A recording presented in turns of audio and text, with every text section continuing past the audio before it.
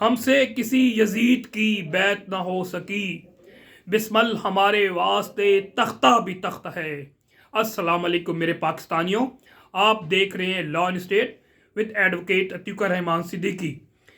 इंसाफ, इंसानियत और खुददारी कल भी हमारे मंशूर का हिस्सा था और आज भी हमारे मंशूर का हिस्सा है।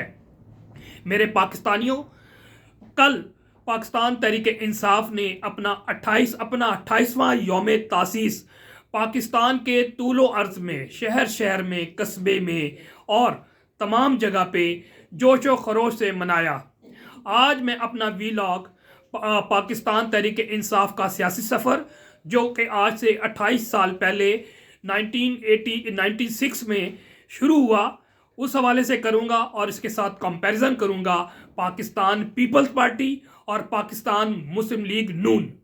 पाकिस्तान मुस्लिम लीग नून से पहले ये पाकिस्तान मुस्लिम लीग थी, जो कि कायदे आज़म की थी, और कायदे आज़म के हवाले से जब पाकिस्तान मुस्लिम लीग ने पाकिस्तान मूवमेंट चलाई, उस हवाले से कंपैरिजन नहीं। जब ये कन्वर्ट हुई पाकिस्तान मुस्लिम लीग जुनेजो से पाकिस्तान मुस्लिम लीग नून, उस हवाले से जो अगर सियासी तौर पे कंट्रीब्यूशन इन तीन पार्टीज़ की पाकिस्तान की जमहूरियत में या सियासत में किया जाए, तो पाकिस्तान मुस्लिम लीग नून जो है वो इंतहाई कनूतियत पसंद और ऐसी जमात थी जिसके बारे में हम जमहूरियत का जो सफ़र या सियासी शऊर का सफ़र, उस हवाले से ज़ीरो नज़र आता है। जबकि हम कंपैरिजन करेंगे, अगर पाकिस्तान पीपल्स पार्टी जब 1967 में इसका मोर्चे वजूद में आया, तो फिर हम देख सकते हैं कि पाकिस्तान के 77 सालों में जो सियासी एक सफ़र और एक सियासी जद्दोजहद की गई, उसमें दो पार्टीज़ का किरदार कहीं ना कहीं नज़र आता है, ख़ासकर पाकिस्तान तहरीक इंसाफ का।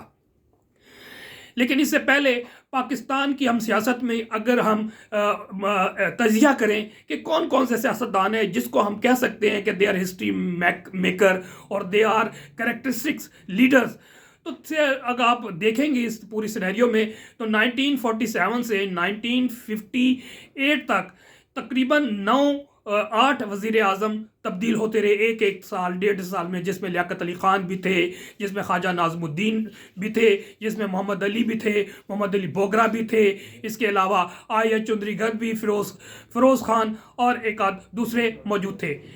लेकिन इस सफ़र में पाकिस्तान के कुछ जमहूरी सफ़र नहीं था, ना आइन था उस वक्त। 1956 में तकरीबन 9 साल बाद ये 23 मार्च 1956 को पाकिस्तान का पहला आइन बना, लेकिन इलेक्शन नहीं हुए। पहला इलेक्शन पाकिस्तान का 1970 में हुआ। तो इसका मतलब ये है कि वो जो सफ़र था 1947 से लेके 70 से पहले तक, वो पॉलिटिकल सफ़र नहीं था, क्योंकि जमहूरियत, ये सियासी जो सफ़र है उसमें जमहूरियत एसेंस होता है किसी भी जमहूरी हुकूमत, वेलफेयर हुकूमत की। लेकिन पाकिस्तान में जब इलेक्शन ही नहीं हुए, तो आप इसको जमहूरी सफ़र कह नहीं सकते।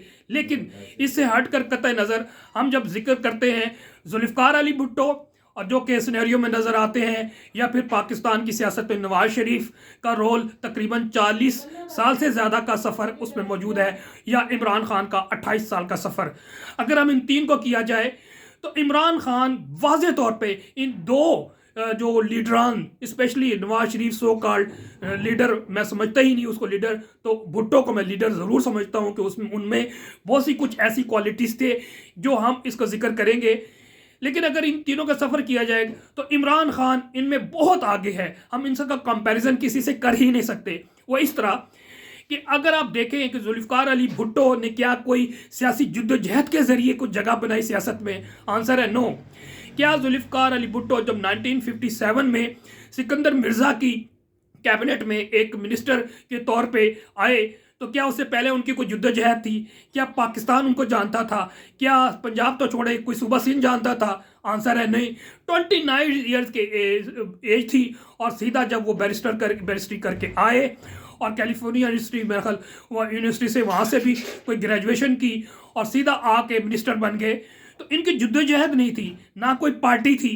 यानी कि मेजर जो retired major general Sikandar Mirza की जो मिनिस्ट्री में कैबिनेट्स में आए, तो सिफारिश के ज़रिए आए, ना उनकी जद्दोजहद थी। फिर साथ ही जब अयूब खान ने मार्शल लॉ लगाया पहला पाकिस्तान में, उसमें ये बन गए मिनिस्टर غالباً پاور اور 2-3 اور منسٹری بھی ان کو تھی وہ ملی.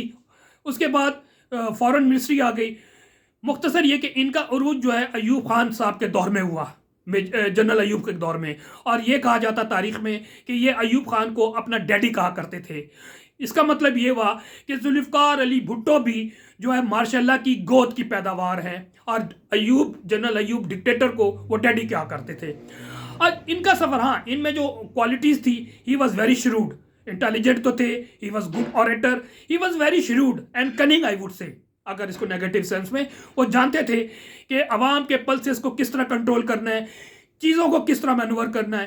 ان کے اندر ڈکٹیٹرشپ بھی موجود تھی، نارسسزم بھی موجود تھا.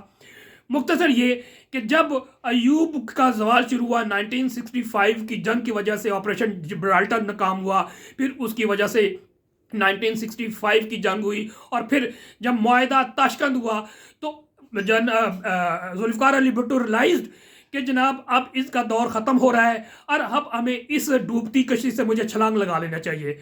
تو ذوالفقار علی بھٹو نے 1966 میں ان سے علیحدگی اختیار کی، جب نعرے لگ رہے تھے ایوب کے خلاف پورے پاکستان میں.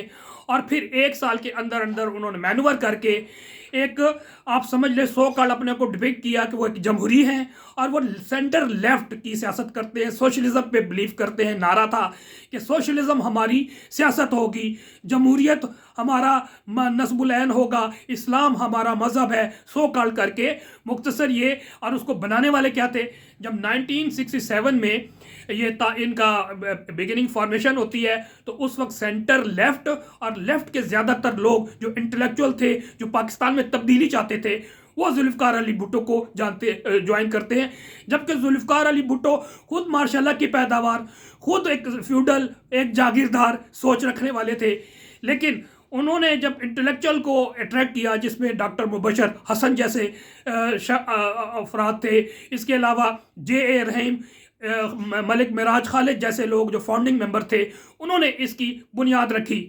اور پھر اس کے بعد پہلے، اور پاکستان جس طرح تقسیم ہوا اس میں ان کا کردار بھی آپ کو معلوم ہے، انتہائی نیگیٹو ہے. اور میں الفاظ وہ بھول نہیں سکتا جب ذوالفقار بھٹو نے اسٹیبلشمنٹ کا ساتھ دیتے ہوئے، کیونکہ پاکستان ڈیسائیڈ کر لیا، کہتے 2 ٹکڑے کرنے انٹرنیشنل اسٹیبلشمنٹ نے، اور ہماری اسٹیبلشمنٹ اس وقت کی، اور یہ ذوالفقار علی بھٹو اور دیگر لوگ وہ ان کے اہلکار کار کے طور پہ کام کر رہے تھے. اس پہ ڈیبیٹ میں ڈیٹیل میں نہیں جاتا.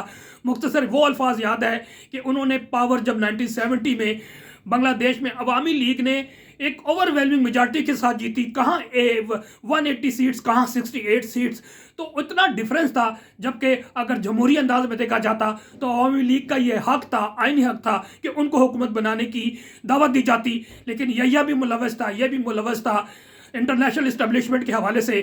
اور پھر انہوں نے اقتدار اعلیٰ نہیں دیا عوام کو. اور پھر وہ الفاظ یاد ہیں کہ تقریر میں غالباً راولپنڈی لیاقت باغ میں عوام سے تقریر کرتے ہو وہ الفاظ جب کہے کہ بھاڑ میں جائیں یہ سور کے بچے، ہم ان کو نہیں جانتے. تو یہ الفاظ انتہائی چبھتے ہیں، اور آج بھی. اور ہم ہمیشہ معافی مانگتے ہیں، ہم جیسے لوگ آج بھی مانگتے ہیں اپنے بنگلہ دیشی بھائیوں سے جو انہوں نے کیا، ہمارے اسٹیبلشمنٹ نے ان کے ساتھ کیا. بہرحال اس ڈبیٹ میں نہیں جاتے. اس کے بعد اگر نواز شریف کو دیکھا جائے تو نواز شریف نے بھی کوئی پولیٹیکل اسٹرگل نہیں کی، نہ عوام جانتی تھی، نہ پنجاب اسے جانتا تھا، نہ قوم جانتی تھی.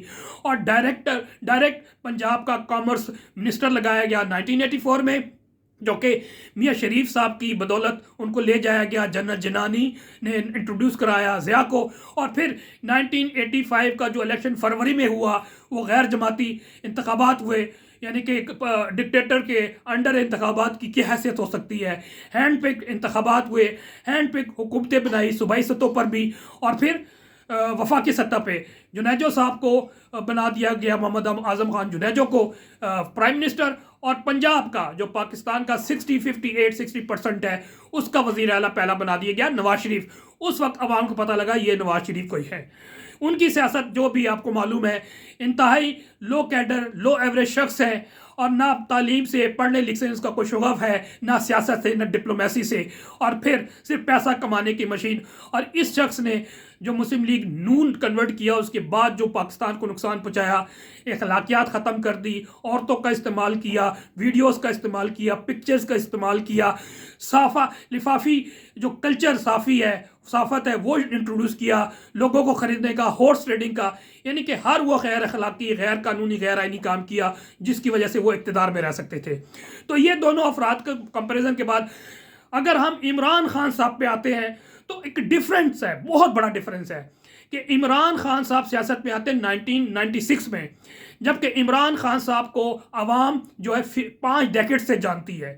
1972 میں جب وہ کرکٹ کا آغاز کرتے ہیں، ایچوسینین، آکسفورڈ اور پھر کرکٹ، اور کرکٹ میں اللہ تعالیٰ نے ویسے اس کو خوبصورتی بھی ماشاءاللہ دی ہوئی ہے، گریس دیا ہوا ہے، بولنے کا انداز ہے، لوگوں سے خودداری کے ساتھ، گریس کے ساتھ ملنے والا شخص، ایک آنیسٹ، فیئر، جو کہ ڈیڈز میں بھی پتہ لگتا ہے کہ ہی از تھارو جینٹل مین۔ مختصر یہ کہ وہ انٹروڈیوس عوام 1972 سے جانتی ہے۔ 20 سال کا جو ان کا کریئر ہے اسپورٹس کا، وہ انتہائی شمرنگ ہے، چمکتا ہوا، تابناک ہے۔ عوام پوری جانتی تھی، نہ صرف عوام، پوری دنیا کے میں اس کے فین تھے، اور فینز میں عام لوگ سے زیادہ، اس سے زیادہ سیلیبریٹیز تھے، چاہے وہ کسی بھی فیلڈ سے، چاہے فنون لطیفہ سے تھے، فلمی دنیا سے تھے، یا پولیٹکس سے تھے، یا ڈیفرنٹ شعبۂ زندگی سے، تمام سے ان کی اچھی سلام دو نہ صرف تھی بلکہ ان کے فینز وہاں پر ہوا کرتے تھے۔ پھر اس کے بعد عمران خان صاحب، کیونکہ اس کی نیت ٹھیک تھی، جب انہوں نے ریٹائرمنٹ 1992 میں لیا، جب پاکستان کا پہلا اور آج تک آخری ورلڈ کپ جو جیتا انہوں نے، عمران خان صاحب نے جن حالات میں جیتا، اس کی وجہ سے ان کی مقدر کا ستارہ اور بلند ہوا۔ ریٹائرمنٹ کے بعد اکثر آپ نے دیکھا جو ریٹائر ہوتے ہیں لوگ بھول جاتے ہیں، کرکٹرز بھی بھول جاتے ہیں، فینز بھی بھول جاتے ہیں، لیکن عمران خان ایسی شخصیت ہے کہ نہیں بھولے، اور انہوں نے جو شوکت خانہ بنانے کا خواب دیکھا تھا ورلڈ کپ کے ذریعے بھی، اور وہ پھر انہوں نے اسٹرگل کی، وہ سب کو پتہ ہے، اس میں ڈیٹیل میں نہیں جاتا۔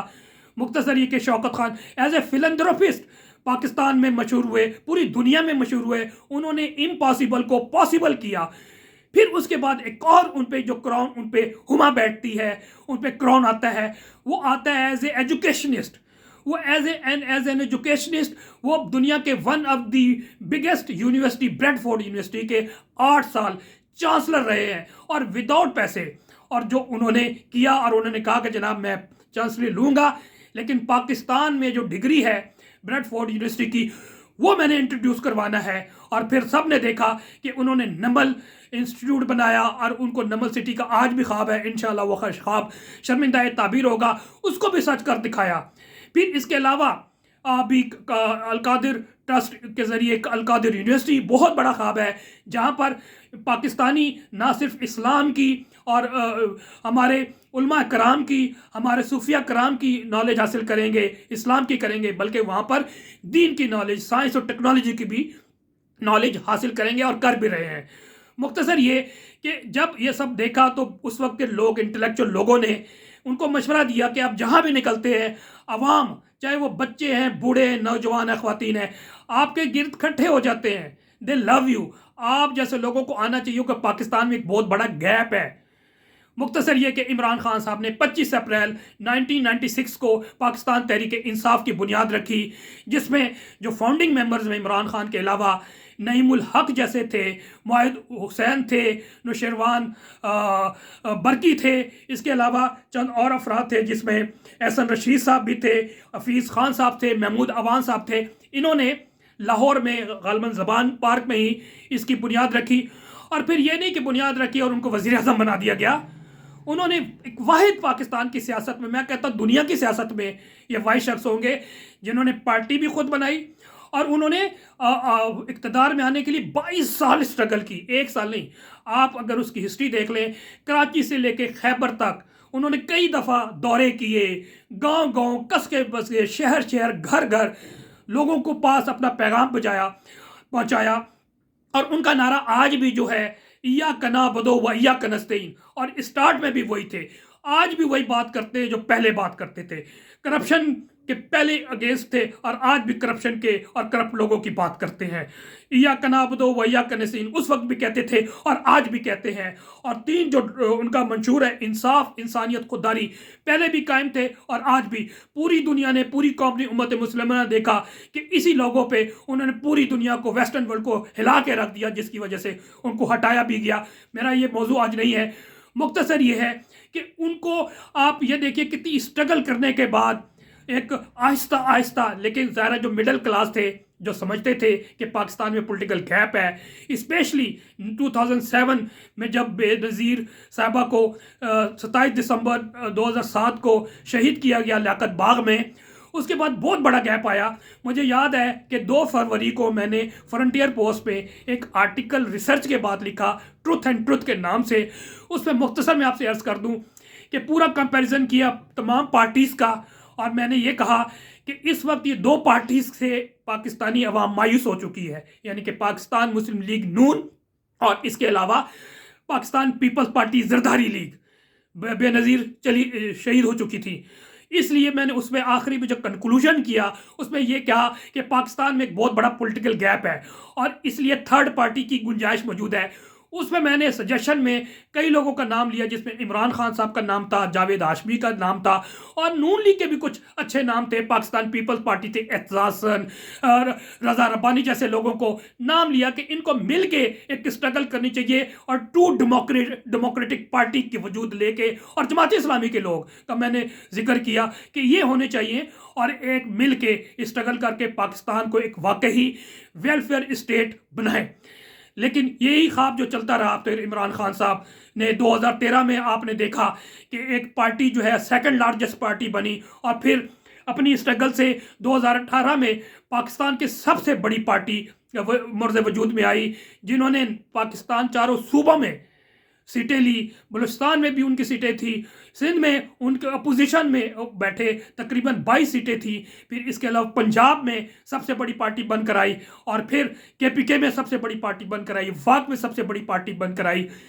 لیکن اگر اس سارے اپوزیشن کو ملا لے تو شاید تھوڑے کم ہوں گے، لیکن آپ یہ دیکھیں یہ اسٹرگل جاری رہا کہ آج 2024 کے الیکشن جب 8 فروری کے ہوئے، باوجود کہ پاکستان تحریک انصاف کو ان کا جو پلان تھا فسطائی طاقتوں کا، امریکی ایجنٹوں کا، ان کے کہنے پہ کہ عمران خان نہیں آئے گا، پاکستان تحریک انصاف نہیں آئے گی، اس کو کرش کر دینا ہے، انہوں نے 2 سال میں ہر جائز نجائز ہتھ کنڈے استعمال کر کے پاکستان تحریک انصاف کو کرش کرنے کے لیے کوئی دقیقہ فرزداشت نہیں کیا۔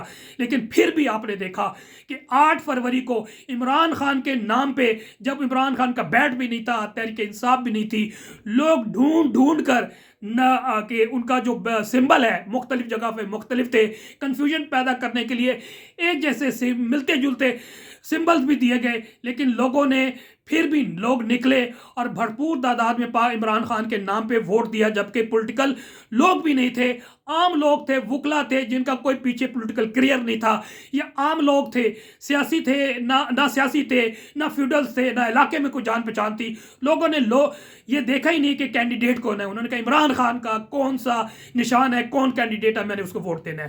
اور پھر سب نے دیکھا کہ 2/3 میجارٹی کے ساتھ نیشنل اسمبلی میں فارم 45 کے مطابق حقیقی جو ممبرز ہیں انہوں نے جیتا، پنجاب میں 2/3 میجارٹی سے جیتا، اور 90% سے زیادہ KPK میں جیتا، بلوچستان میں 16 سیٹوں میں سے 4 سیٹیں جیتی، سندھ میں 20 سیٹیں صرف کراچی کی جیتی، اور 2 جو ہے کہتے ہیں انٹیریئر سیٹ سے چرائی گئی، تو اس طرح 22 سیٹیں وہاں سے چرائی گئی۔ تو مختصر یہ ہے کہ باوجود جبر کے، فسطائیت کے، ظلم و استبداد کے، پاکستان تحریک انصاف عمران خان صاحب کی اسٹرگل کی وجہ سے آج بھی پاکستان کی سب سے بڑی پارٹی ہے، اور آج بھی فری اینڈ فیئر الیکشن ہو جائیں تو پاکستان تحریک انصاف پاکستان کے طول و عرض میں 2/3 نہیں، میں کہتا ہوں 75% سیٹیں لے سکتی ہے، اس میں کوئی شک نہیں۔ KPK سویپ کرے گی، پنجاب سویپ کرے گی، بلوچستان میں ایک کنسیڈریبل سیٹیں لے گی، اور سندھ میں بھی یہ میجارٹی لے سکتی ہے اگر فری الیکشن ہو۔ گلگت بلتستان کشمیر میں پہلے حکومت بنا چکے ہیں۔ مختصر یہ ہے کہ اس کے بعد اگر کنکلوژن کریں تو یہ فسطائی طاقتیں اگر ذرا سی بھی محبت پاکستان سے رکھتی ہے، جو کہ بہت مشکل ہے کیونکہ بے ایمان شخص کا ایمان ہی نہیں ہوتا، وہ غدار ہوتا ہے، تو غدار ہے بے ایمان شخص کو، اس کو پتہ ہے، جب ہمیں احساس ہے کہ پاکستان کا 2 سال سے جب رجیم چینج ہوئی سب کو معلوم ہے، اب اس میں جانے کی ضرورت نہیں ہے طوالت کے لیے۔ مختصر یہ کہ جب سب کو معلوم ہے تو ان کو بھی پتہ ہے کہ وہ پاکستان کا ہونے کیا جا رہا ہے، لیکن پھر بھی اگر جو محب وطن پاکستانی ان فسطائی طاقتوں میں موجود ہے وہ اپنا اسٹرگل کریں اور عوام اسٹرگل کرے، اور پھر ہم اپنے منزل مقصود تھا پاکستان کو جو ڈوبتی کشتی ہے اس کو ڈبویا جا رہا ہے ہم بچانے میں اپنا کردار ادا کر سکتے ہیں.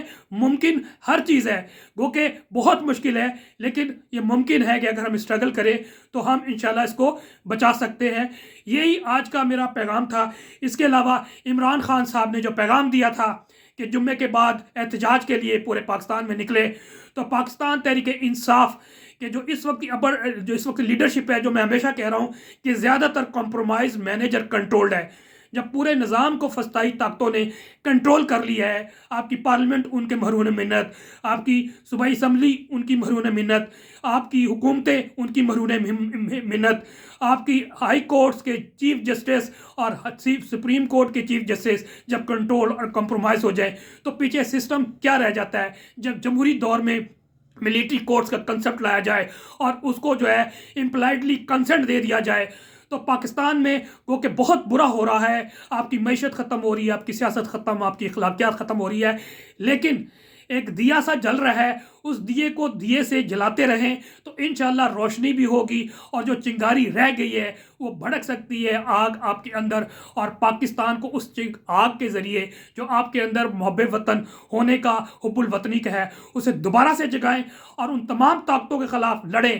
گو کہ اس وقت لیڈرشپ کو مت دیکھیں کیونکہ لیڈرشپ کمپرومائز نظر آتی ہے ان ایفیشینٹ ہے ان کا کوئی پولیٹیکل بیک گراؤنڈ نہیں ہے یہ کسی کے کندھے پہ آ گئے ہیں یا پھر انہی کے انسٹالڈ اور پلانٹڈ لوگ ہیں. آپ اگر ڈاٹ کنیکٹنگ کریں آپ کو معلوم ہو جائے گا. ورنہ میں انشاءاللہ نیکسٹ ویلاگ میں آپ لوگ کو کچھ ٹپس ضرور دوں گا کہ آنے والے ویلاگز میں کہ ان سے کیا کروانا چاہیے. موومنٹ چلانے کے لیے اسٹرگل کرنی پڑتی ہے. وکلا موومنٹ ختم ہو چکی ہے. پی ٹی آئی کو اگر گراس روٹ میں موومنٹ آج جو طول عرض میں احتجاج ہوا وہ کہ ڈر اور خوف کے ماحول میں ہوا ہے لیکن ہر جگہ لوگ نکلے ہیں. بہت بڑی تعداد میں نہیں نکلے لیکن نکلے ہیں. میں سمجھتا ہوں یہ آغاز ہے اس کو تھرسٹ کرنے کی ضرورت ہے. میں اپنے گزشتہ کئی ویلاگ میں کہہ چکا ہوں آپ کو ایک واضح حکمت عملی بنانی پڑے گی احتجاجی مزاحمتی. اب سیاسی حل ہے آئینی حل نہیں ہے قانونی حل نہیں ہے. آپ کو کورٹ سے ریلیف نہیں ملے گا. عمران خان صاحب کی رہائی ناگزیر ہے. آپ ان کو جو ہے وہ سلمبر میں مت جانے دیں. عمران خان صاحب جو اپنا ایجنڈا بناتے ہیں 4-5 اس میں جمہوریت کی بحالی بھی رکھیں اس میں آپ نے سیٹوں کی واپسی کی بھی لیں. اس کے علاوہ ٹاپ پہ عمران خان صاحب کی رہائی رکھیں اور اس کے لیے پورا لاہ عمل تیار کرنا پڑے گا. اگر یہ نہیں بناتے تو عمران خان صاحب کو چاہیے کہ وہ جناب ان کو احکامات دیں اور ان کو بتائیں کہ ایک ویژن دے ایک وے فارورڈ بنائیں in black and white letter in spirit تاکہ اس پہ ہم کام کر سکیں تاکہ لوگوں میں اعتماد ہو. کیونکہ اس وقت جو پڑھا لکھا طبقہ ہے جو کہ پاکستان تحریک انصاف کو نہ صرف پاکستان میں سپورٹ کرتا ہے اکراس دا گلوب کرتا ہے ان میں اعتماد ہے. اس وقت وہ جو پڑھا لکھا مڈل کلاس ہے جو آپ کی برین ہے وہ مایوسی کا شکار ہے کنفیوژن کا شکار ہے کہ ان کو احساس ہو رہا ہے کہ یہ آپ لوگ سارے یہ لوگ کمپرومائز ہے. تو اس کو ختم کرنے کے لیے آپ کو اسٹرگل کرنی پڑے گی تاکہ وہ مین اسٹریم میں آئے. کیونکہ مڈل کلاس اگر مین اسٹریم میں آتی ہے تو وہ موبیلائز کرتی ہے تمام دوسری کلاس کو تاکہ باہر نکلے اور ایجیٹیشن حق آئینی اور قانونی طریقے سے آپ اسٹرگل کریں. کورٹس کے اندر بھی کورٹس کے باہر بھی کنونشنز کانفرنس ریلیز جلسے جلوس احتجاجی کیمپس ایٹسیٹرا. اس کے علاوہ پوری دنیا میں لابنگ آپ کر سکتے ہیں لیکن آپ نے کیا کچھ نہیں ہے. مختصر یہ ہے کہ یہ وقت ہے کرنے کا. اس وقت صرف بولنے کا پریس کانفرنس سے کچھ نہیں بنے گا. نیکسٹ ویلاگ تک کے لیے مجھے اجازت دیجیے لیکن آپ سے ریکویسٹ ہے کہ آپ میرے چینل کو سبسکرائب کیجیے اور بیل آئیکن کو پریس کیجیے تاکہ میرے جو چینل ویلاگ ہیں آپ کو ریگولر ملتے رہیں. نیکسٹ ویلاگ تک کے لیے اجازت دیجیے. والسلام. پاکستان زندہ باد. عوام زندہ باد.